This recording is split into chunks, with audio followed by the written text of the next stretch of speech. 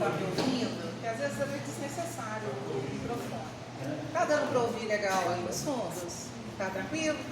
Você precisa? Boa noite a todos. Como sempre, é uma alegria muito grande rever os amigos queridos de Cataguases, né? Em especial uma criatura ali que amamos, né? De paixão, e que foi muito mais do que uma amiga que a gente conquistou em Cataguases. Foi uma grande companheira, que esse carinho, esse afeto e esse sentimento que nutrimos uma para com a outra, levaremos por todo sempre. Obrigada por tanto, Aninha, amo você.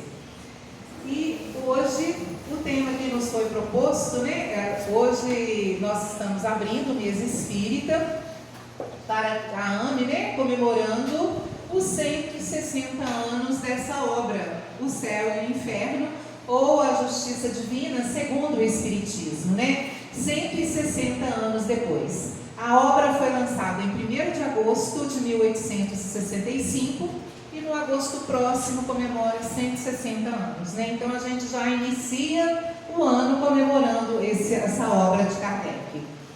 E o tema que a Grazi nos passou, né? É Céu e Inferno, realidades espirituais ou estados da alma. Aí a gente gostaria, né? O tema parece ser meio sombrio, né? Então a gente queria dar um pouquinho mais de leveza acerca dessa temática, né? Que a princípio nos causa um certo pavor, né? E aí a gente poderia dizer, né? Que o que seria o inferno? O inferno, se a gente pegar alguns dias atrás, aquele calor de quase 40 graus, nós poderíamos dizer que é Leopoldina ou Cataguases nestes dias que a gente não consegue fazer quase nada de tanto calor. Lugar nenhum tá bom, né? A não ser que esteja com o ar-condicionado ligado.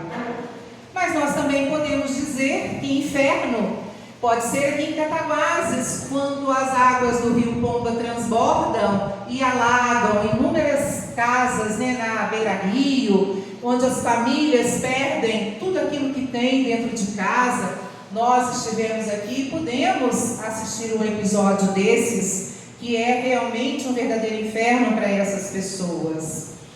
Nós também podemos dizer que inferno, há um ano atrás, né, final de abril do ano passado, as águas do rio Guaíba saíram, né, extrapolaram, encheram mais de 90% das cidades do Rio Grande do Sul.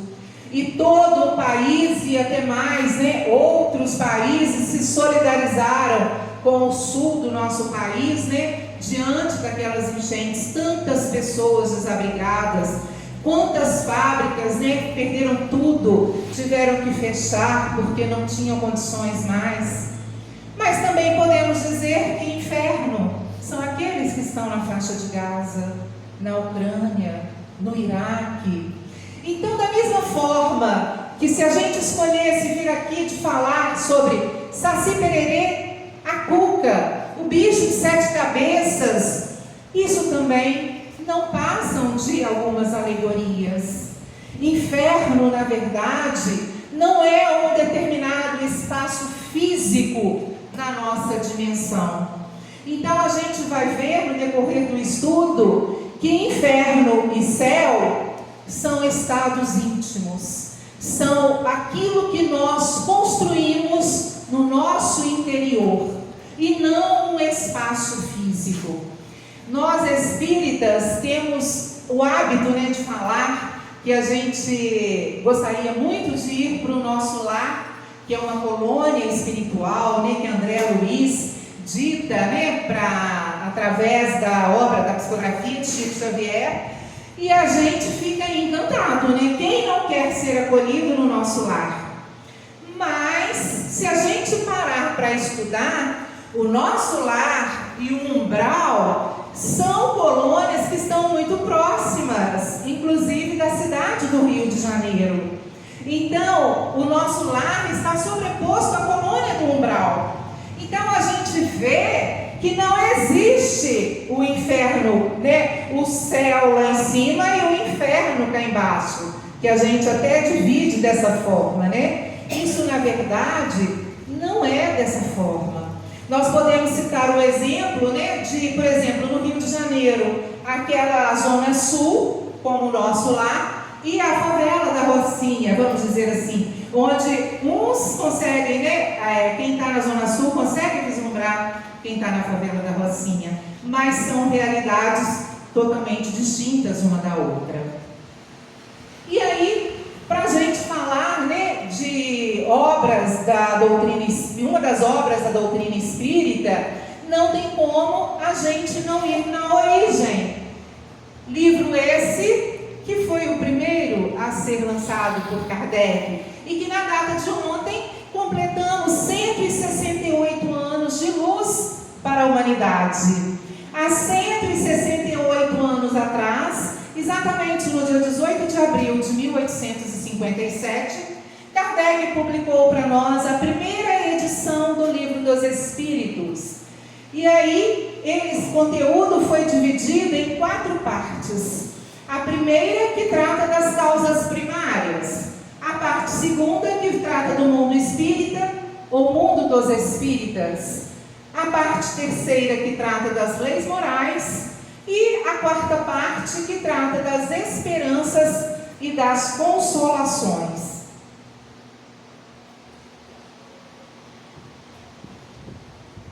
E aí, dessas 4 partes, nasceram o Pentateuco kardeciano. Então, na primeira parte, né, o Livro dos Espíritos, na primeira parte, que trata das causas primárias, deu origem à Gênese. A segunda, que trata do mundo espírita, ou mundo dos espíritos, deu origem ao Livro dos Médiuns.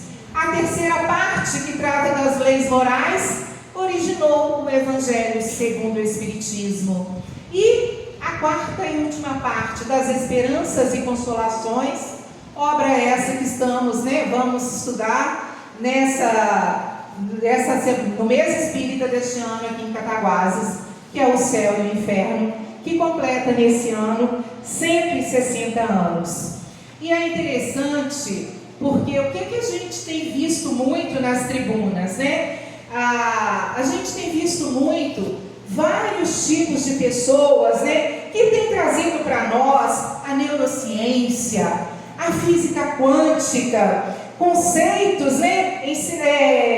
vários tipos de conceitos científicos para a tribuna. Mas a escritora e expositora Sandra Borba, ela faz um alerta para a gente, que a gente não aguenta mais ouvir tantos assuntos científicos na tribuna e as pessoas estão deixando de falar de Kardec e de Jesus. E aí a gente vem aqui nessa noite de sábado e tem a oportunidade de assistir, esses 3 artistas que abrilhantaram, que nos reportam lá há 2000 anos na época de Jesus. E a gente se emociona. E a gente vê o quanto a gente ainda tem deixado Jesus de lado. O quanto nós estamos preocupados com o lado da ciência, os avanços tecnológicos, e esquecendo Kardec e Jesus para depois.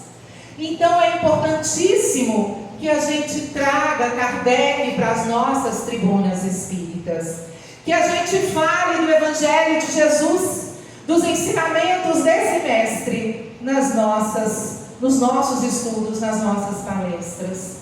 Porque é esse pensamento de Jesus que vai nos dar esse consolo diante das nossas adversidades da vida. Ele disse para nós há 2000 anos atrás, que mais tarde nos enviaria o Consolador prometido e nos permitiria compreender tudo aquilo que ele havia dito e muito mais.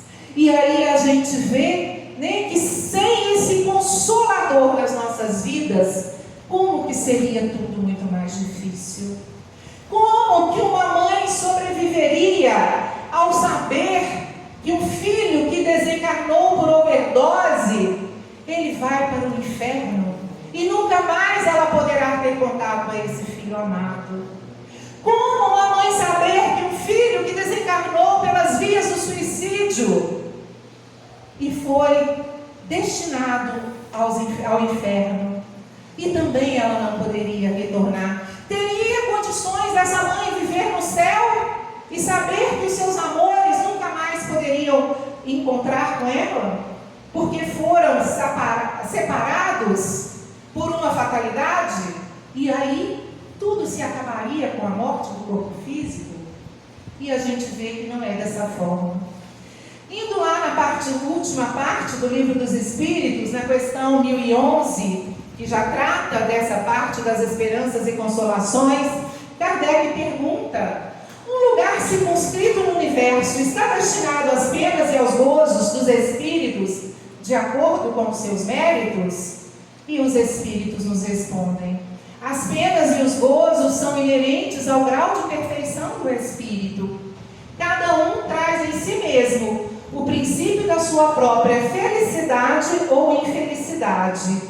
E como eles estão por toda parte, nenhum local circunscrito ou fechado se destina a uns ou aos outros. Quanto aos espíritos encarnados, são mais ou menos felizes ou infelizes, segundo o grau de evolução no mundo que habitam. Então a gente vê que felicidade ou infelicidade depende de cada um de nós. Somos nós quem escolhemos, né, as nossas alegrias ou as nossas tristezas. E na questão seguinte, Kardec pergunta: mas de acordo com isso, o inferno e o paraíso ou o céu não existiriam como os homens os representam? E eles respondem: não são mais do que figuras. Os espíritos felizes e infelizes estão por toda parte. Entretanto, como já o dissemos também, os espíritos da mesma ordem se reúnem por simpatia, mas podem reunir-se onde quiserem, quando perfeitos. Então aqui a gente vê, né, que essa questão de inferno ou de céu não são mais do que figuras. E aí Kardec comenta: a localização absoluta dos lugares de penas e de recompensas só existe na imaginação dos homens.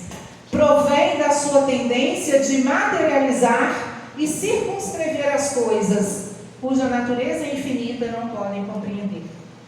Então, como o homem não conseguia compreender tudo aquilo, ele materializou. Criou-se um céu onde as pessoas que ali vão ser carregados pelos anjos, vão ficar ouvindo harpa e vão ficar contemplando toda a maravilha daquele esplendor. E o inferno, onde o fogo haveria de queimar, né? E ali a pessoa ficaria ardendo, porque de acordo com as religiões, alguns infernos são fogo, são quente, outras, o inferno já é gélido, né? Inclusive tem aquela novela, que a gente viu isso muito claro, vai arder no mármore do inferno, mostrando que mármore é algo gelado, né? Ixalá, esse aí vai arder no mármore do inferno. E aí a gente vê que para essa religião o inferno é gélido. Então, o Evangelho vem falar para nós um pouquinho sobre céu e inferno. Então ele fala que as religiões cristãs foram levadas a admitir para as almas apenas duas situações extremas: a felicidade perfeita e o sofrimento absoluto. E aí a gente vê que diante dessa forma, né, na determinação definitiva do destino depois da morte, ela não seria compatível com aquilo que a doutrina traz para nós. Porque a doutrina vem nos falar que através da lei do progresso, nós vamos evoluindo, melhorando dia após dia. E aqueles que ainda permanecem um pouco mais atrasados, através do convívio em sociedade, eles vão se aperfeiçoando também. E aí a gente vê que, inclusive, o destino definitivo não seria condizente com aquilo que o mestre dizia. Porque ele mesmo deixou para nós: há muitas moradas na casa de meu pai. Senão ele teria falado assim: existem duas moradas na casa do meu pai, o céu e o inferno. E não, o Cristo fala de muitas moradas. Então isso deixa claro se nós entendemos, compreendemos que existe o progresso, que o Espírito retorna quantas vezes se fizer necessário para que ele possa cada vez mais ir adquirindo a sua evolução. E aí a gente vê, a evolução dos espíritos, sendo essa cadeia, ascendente contínua, que liga todas as criações. Então viemos aqui, nascemos como princípio inteligente, e aí o espírito vai evoluindo constantemente, desde que foi criado por Deus, a partir da evolução do princípio inteligente, destinando-se a se tornar espírito puro e feliz, auxiliando então a Deus. Isso, gente, é uma nossa meta. Não tenhamos dúvidas, todos nós um dia nos tornaremos a espíritos puros. Estamos fadados a isso. Porém, compete a nós acelerarmos um pouco mais o nosso passo ou ficarmos mais retardados. Aí é de acordo com as nossas escolhas. Então, todos os estados anteriores são transitórios e destinados ao aprendizado. E aí sim está a justiça da reencarnação. Aí a gente percebe o quanto a visão das tradições, das religiões tradicionais, não fazem sentido. Se a gente parar para analisar, de acordo com as religiões convencionais, primeiro é a criação do espírito que nasce, que vive a vida de relação à Terra, e com a morte do corpo físico passa por um julgamento. Esse julgamento aterroriza a gente, quando a gente está em outras religiões. E aí, vamos saber, se formos uma pessoa boa, beleza, vamos para o céu. Agora, se não formos, aí o negócio complica um pouquinho. Pouco ruim ou muito ruim, se foi pouco ruim, vai para o purgatório, que aí ali, dependendo, ele pode retornar e vir ao céu. Agora, se foi muito ruim, coitado, está fadado ao inferno. E ali vai arder naquele mármore do inferno ou naquele fogo para o resto da vida. Agora, já a visão da doutrina espírita, ela é totalmente racional. O que me encanta na doutrina espírita é que a gente trabalha, com a fé raciocinada. Não tem achismo, não tem dogma. A gente raciocina e as coisas realmente se encaixam, Então, aqui nós temos a evolução do princípio inteligente, a criação do espírito por Deus, e aí nós vamos para a vida de relação à Terra. Com a morte do corpo físico, temos a volta ao plano espiritual.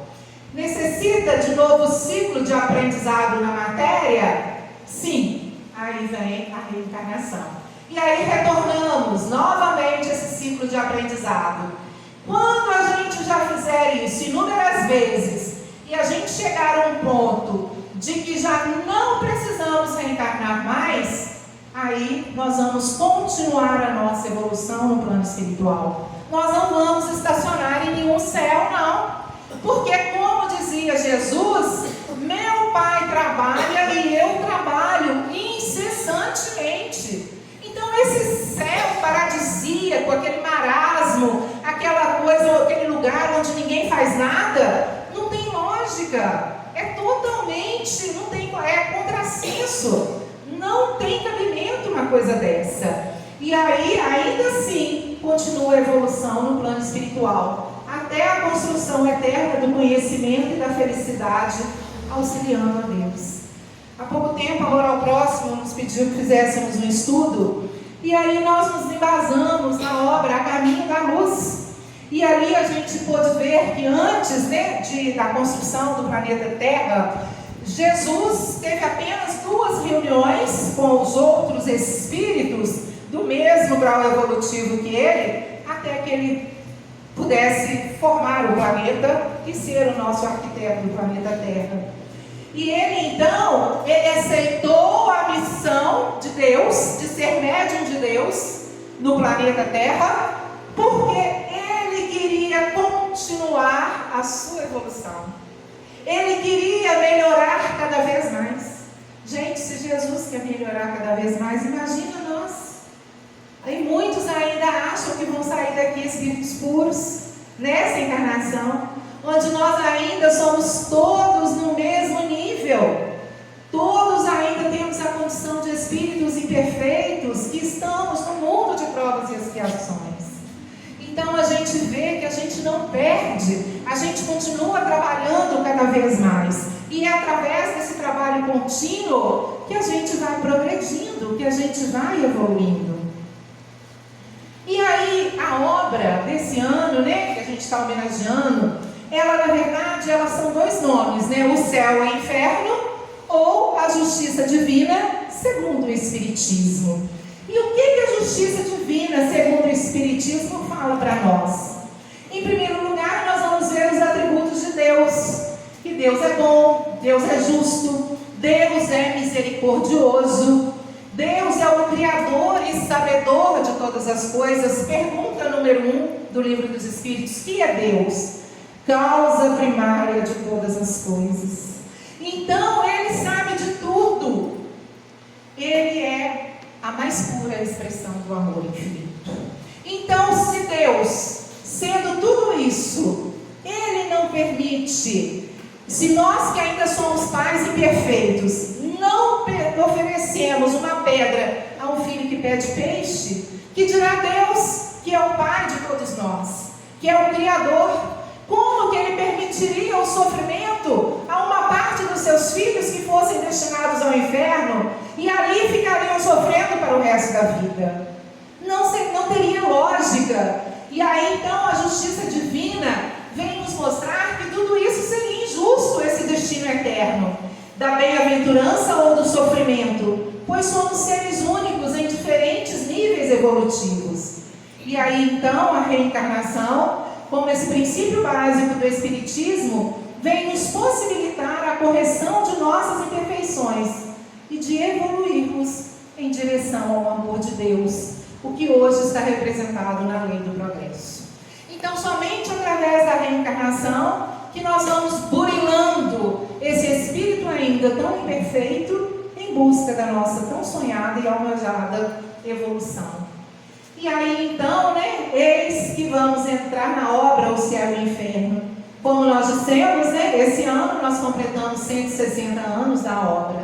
Na primeira parte, Kardec se utiliza de conceitos mais filosóficos, e mostra que as incoerências com conhecimentos científicos são superáveis mediante o paradigma da fé espírita, dessa fé raciocinada. E entre os assuntos que ele trabalha, na primeira parte, são causas do temor da morte, porque os espíritas não temem a morte, o céu, o inferno, o purgatório, os limbos, as penas eternas, o Código Penal da Vida Futura, que é uma parte assim maravilhosa, é o capítulo 7 da primeira parte. Acho que todos deveriam ter esse Código Penal como uma mensagem de cabeceira, que nos dá uma sustentação incrível diante das nossas dificuldades na matéria.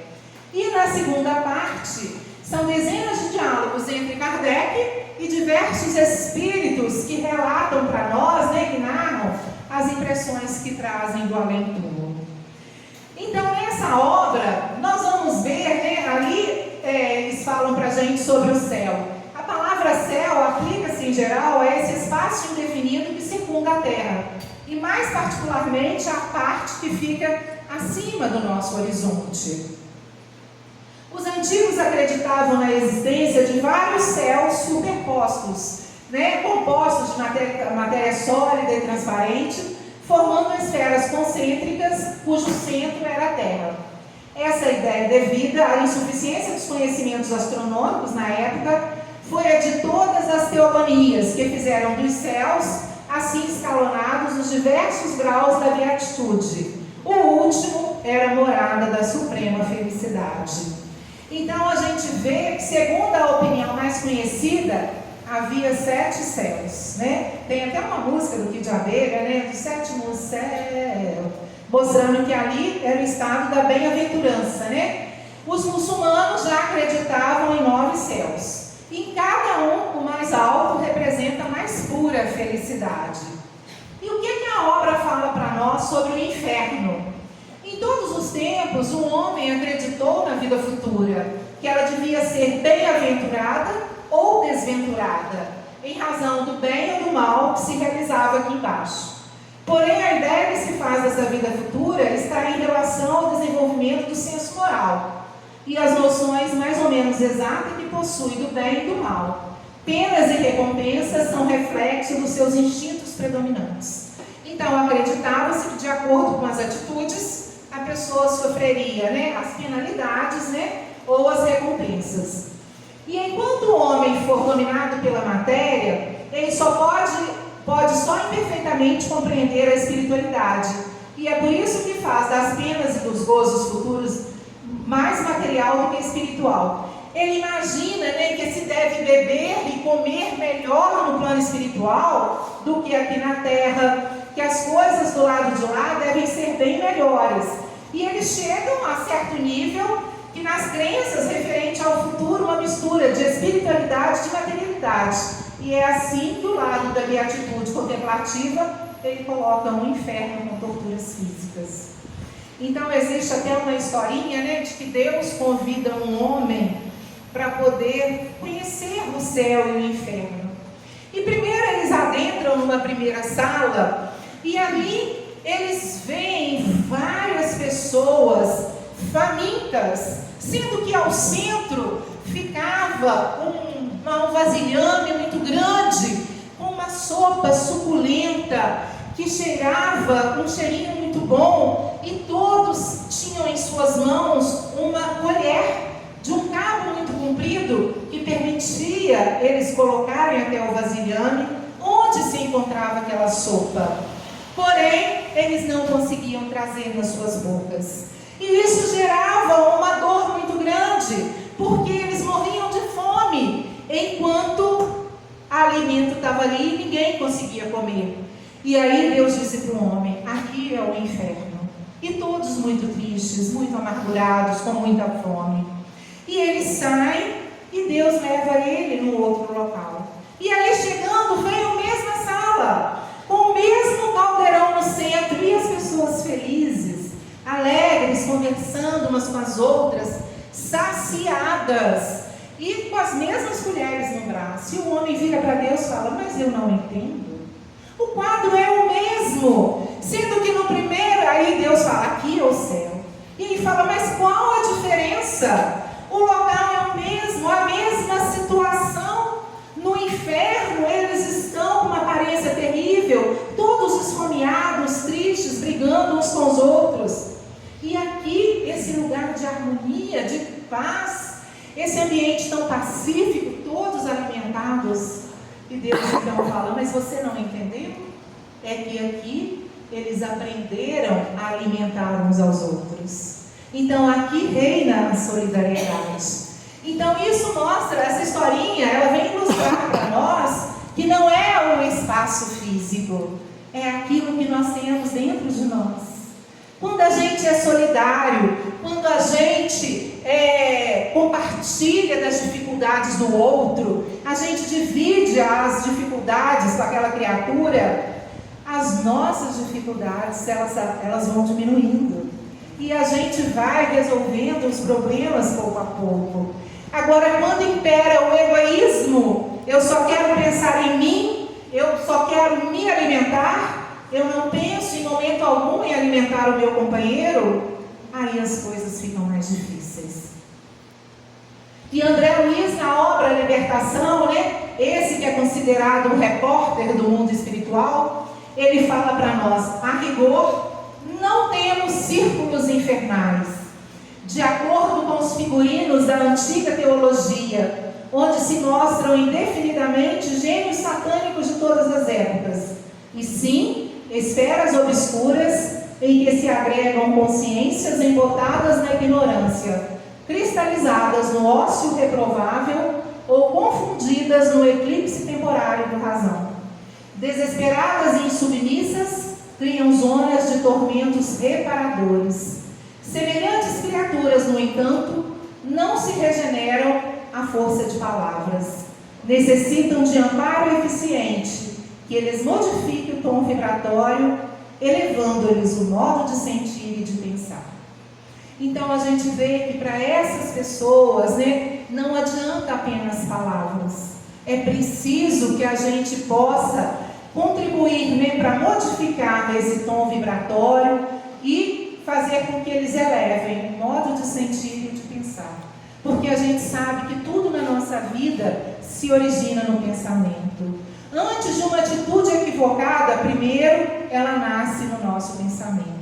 Então é por isso que a gente precisa modificar os pensamentos desses espíritos, desses irmãos que ainda se encontram, né, nessas regiões infernais.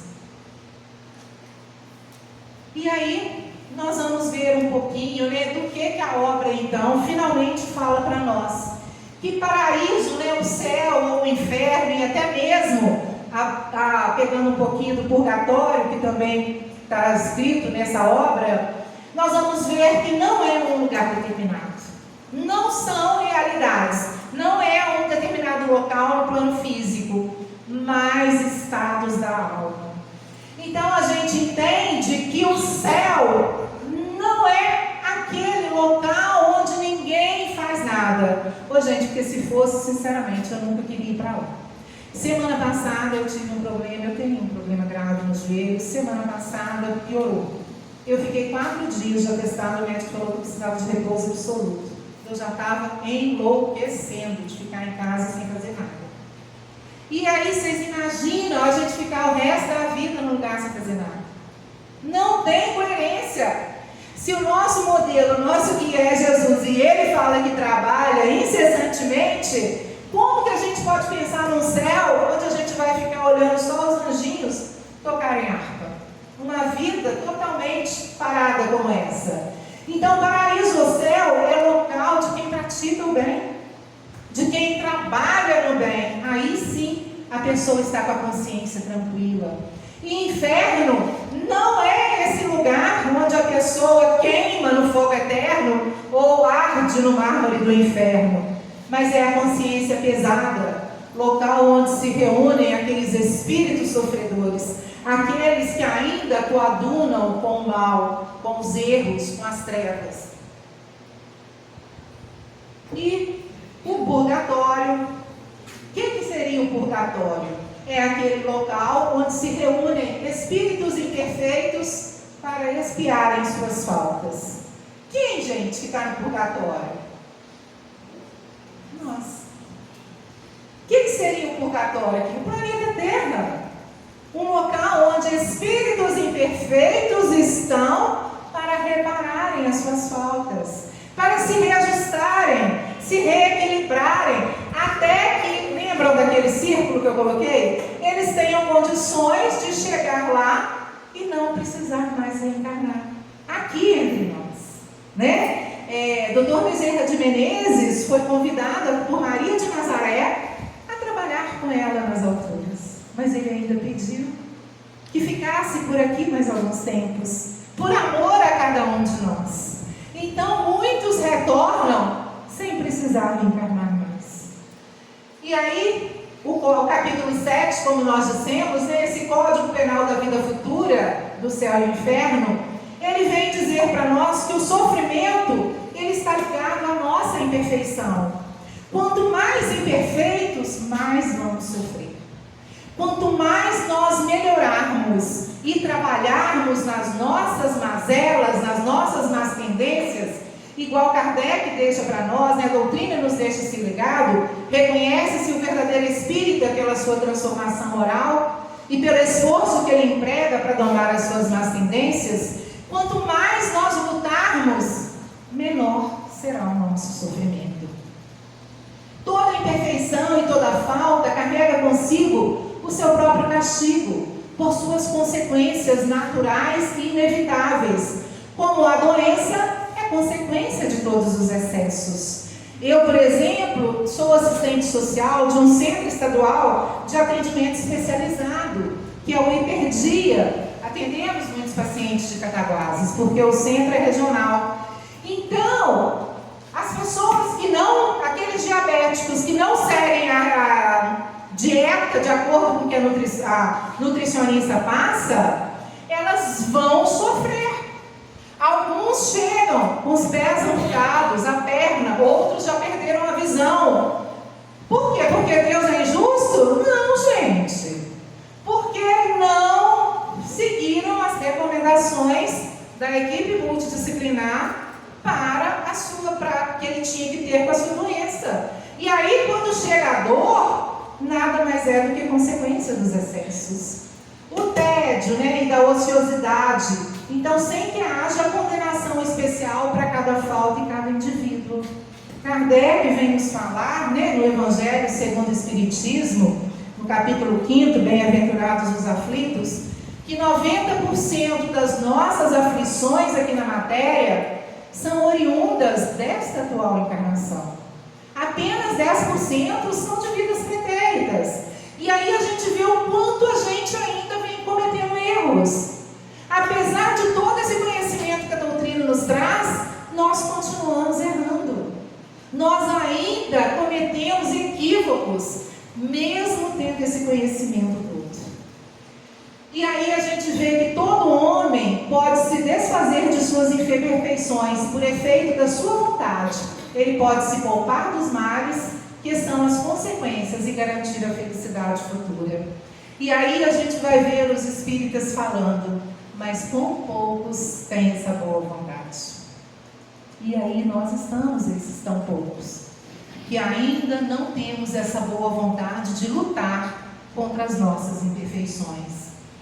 E aí, tal é a lei da justiça divina, a cada um segundo as suas obras, no céu como na terra. Então, nós estaremos colhendo os frutos de acordo com a nossa semeadura. Sabemos que a semeadura é livre, mas a colheita, porém, essa se torna obrigatória. E aí, em relação à intervenção de Deus nas penas e recompensas, Deus ocupa-se com todos os seres que criou. Ele não esquece de nenhum. Às vezes as dificuldades surgem de forma tão intensas que a gente tem até o absurdo de pensar assim, gente, será que Deus esqueceu de mim? Não! Se a gente parar para pensar, somos nós que muitas das vezes nos distanciamos de Deus, porque Ele sempre esteve ali. Permite que espíritos amigos nos orientem através da intuição, mas nós muitas das vezes estamos muito mais antenados com as coisas da matéria do que com as coisas do Espírito. E aí, o que Deus nos faz? Ele legislou leis sábias que regem todas as nossas ações. E aí nós temos as leis da natureza, né? As leis divinas, que elas regem todas as nações. E aí a gente pode pensar assim, mas Carla, onde estão gravadas essas leis? Na nossa consciência. Não temos o álibi de falar, eu desconheço esse livro, eu nunca li isso em lugar nenhum. Não precisa, porque já está dentro de você, dentro da nossa consciência. E aí então sofre-se como consequência da infração a essas leis, e não por punição divina. Deus não tem nada a ver, Deus não cobra, Deus não é agiota, Ele não cobra a gente pelas nossas faltas, gente. Isso é coisa dos homens. Deus é bom, Deus é justo, Deus é misericordioso, e Ele não vem, Ele não manda ninguém para reencarnar para poder pagar dívida. Não, o nosso objetivo aqui de reencarnação é para que a gente atinja o nosso progresso e a nossa evolução. A gente não vem aqui para pagar dívida, não. A gente vem aqui para ressarcir os nossos débitos, e através desse ressarcimento, nós automaticamente estamos trabalhando pelo nosso progresso e pela nossa evolução. A natureza das penas e dos gozos futuros, elas são espirituais, porque já não existe matéria, por isso elas são muito mais sentidas. E aí a gente vê que às vezes as dores morais são muito mais difíceis de serem suportadas do que as dores físicas. A felicidade é fruto da evolução intelectual e espiritual. Quanto mais evoluído, menos sofrimento, mais feliz a pessoa se torna. E o sofrimento, por sua vez, é fruto da involução, do atraso, né, do progresso, né, da pessoa que não trabalha pelo progresso.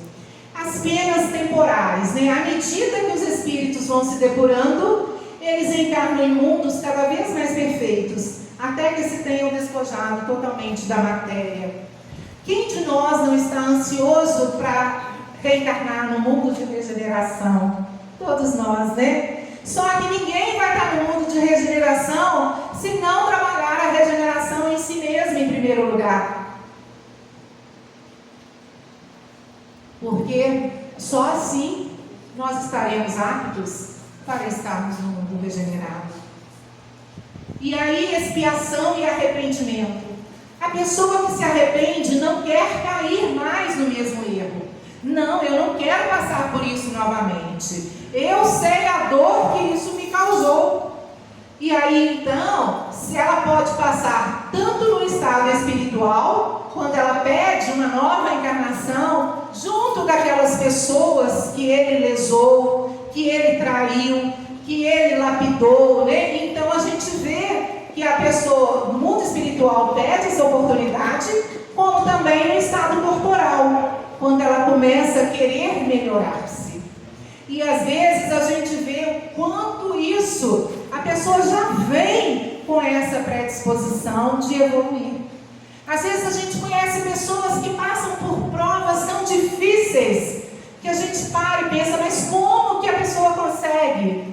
Porque quanto mais ela vai vivenciando e trabalhando o seu propósito de superação, de melhorar a si mesmo, ao invés de se preocupar com a vida alheia, mais ela vai ficando fortalecida para vencer as suas dificuldades. E mais próximo ela se torna dos espíritos amigos que estão próximos dela para dar a sustentação e o equilíbrio necessário para vencer as dificuldades aqui na matéria.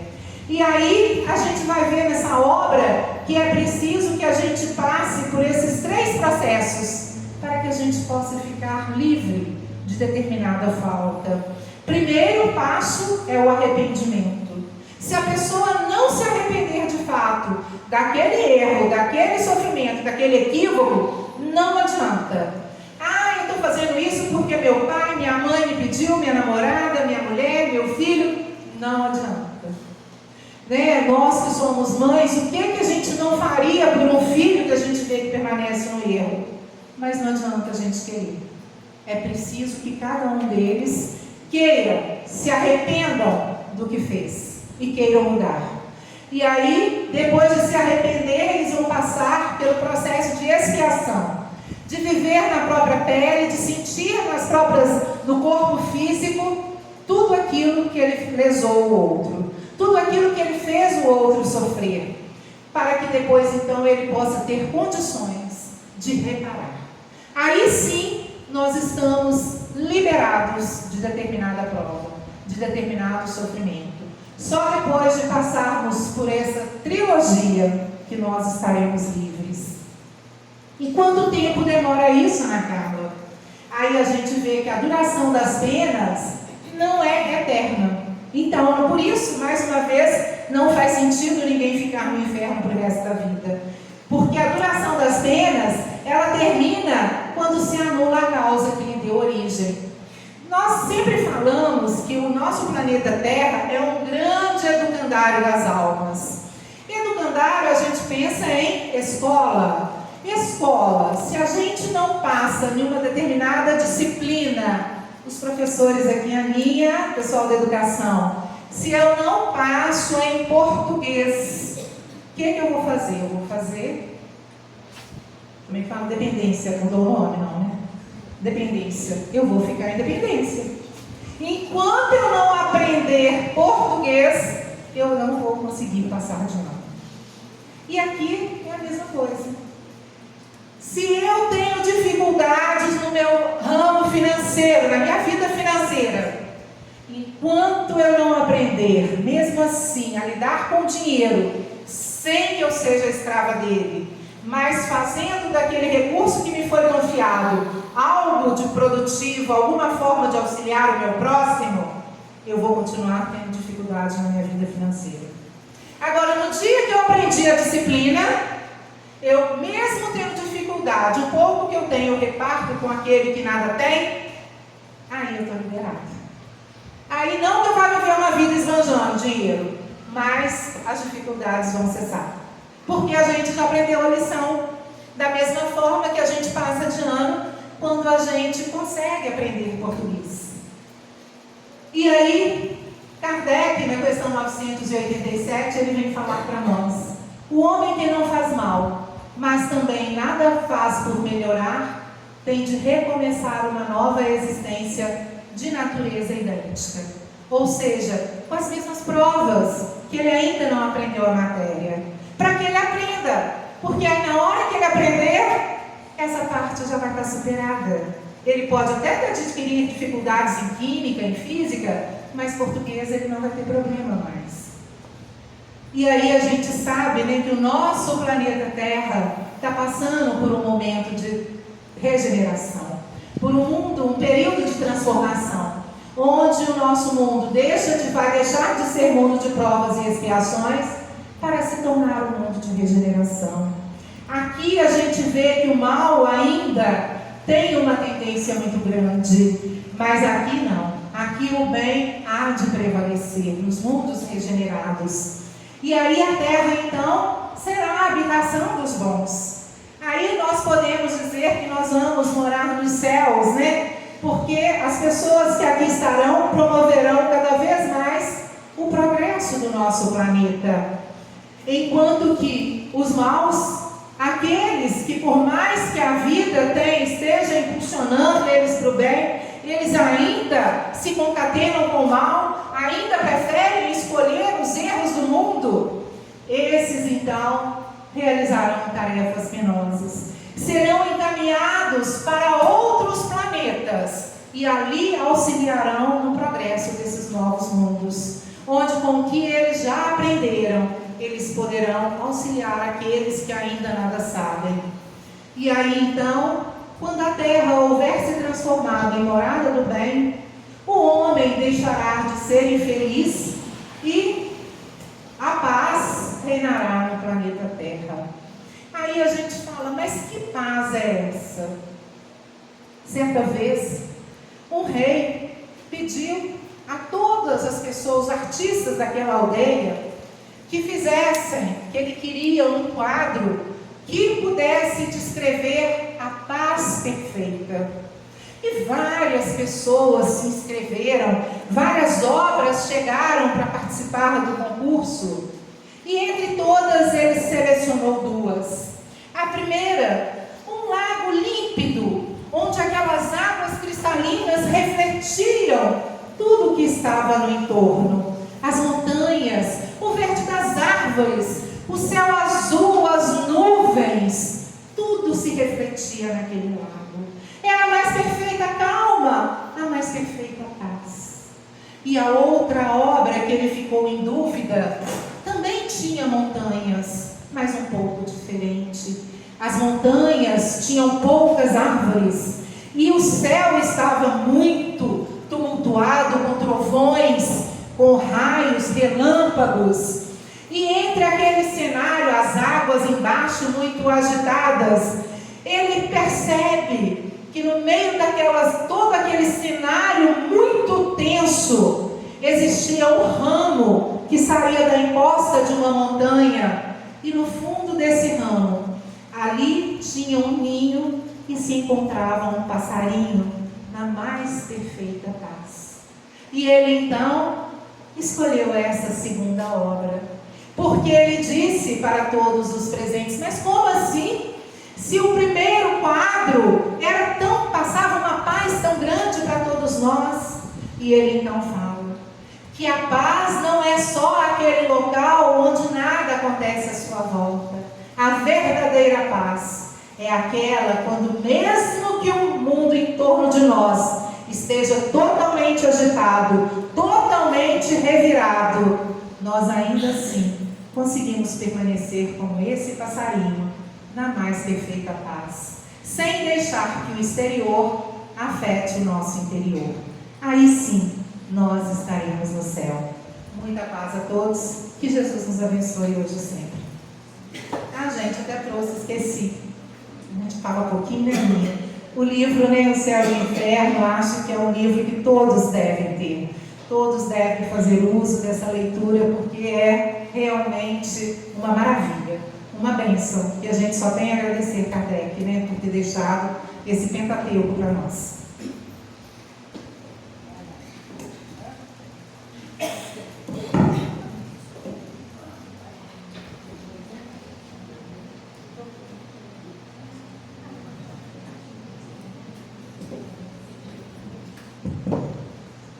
Queridos, aqui agradecemos a Ana Carla, Jesus te abençoe, por mais o aceite desse convite e esteja sempre conosco.